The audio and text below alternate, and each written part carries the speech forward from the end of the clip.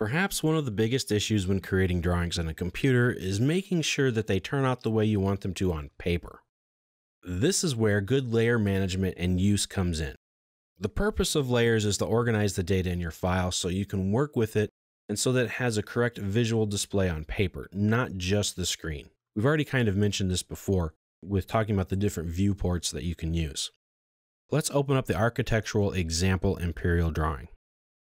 Now, layers control how an object looks, but you can override a layer setting on an object by assigning that object a color or a line type, etc. Please don't ever do this.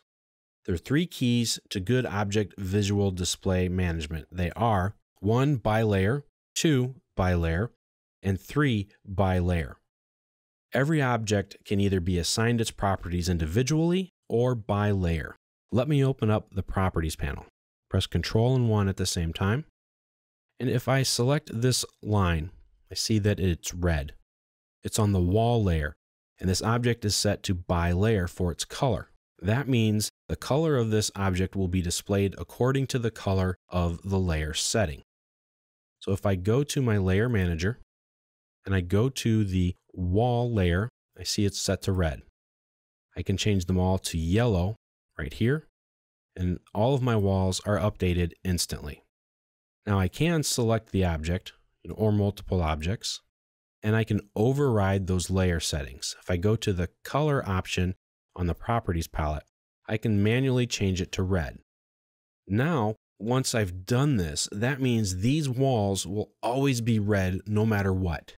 I can't change them until I go back to these objects, select them, and change them back to by layer. So if I want to change the wall coloring to magenta, I can't. I've broken my CAD file. So you have to be careful with that. Every object can either be assigned its properties individually or by layer. The 3 main display properties of an object they can have are color, line weight, and line type. Each layer can have these properties set. There's also transparency if you're using transparency. Now, it's good practice to keep all of your objects set to by layer. That allows you to control them in your viewports. Because now, when I go to my Layout tab, I open up this viewport, and I see that some of my walls are red, and some of them are magenta. So, well, what's the problem with that? Why is that a big deal? Well, if you're printing in color, some of your lines are going to be red, some of them are going to be purple. What if the client wants them all to be purple? We've made things difficult for you. You can't do that. You have to go back in and manually switch them to magenta or purple, whatever the color is. The problem is, let's say you go into a file that somebody else is also working on, and you switch it from by layer to red. You've just messed up your coworker's drawings because they needed it to be by layer because on their drawing, that wall needs to be faded back like a gray color. So now when I go to change this to a faded back gray color, the walls that you changed are now big and thick and black and dark when they print out. That's messing up their drawing. You lose control of your object's data when you manually override it by object. So you need to keep that in mind. Make it by layer all of the time. You say, well, I have this one line.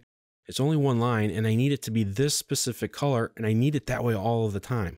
That's fine. Make a unique layer then for that specific circumstance. And that's okay to do that, because then what if the circumstances change throughout the life of the project? That does happen all of the time. So just keep that in mind. It's in good practice to draw everything by layer.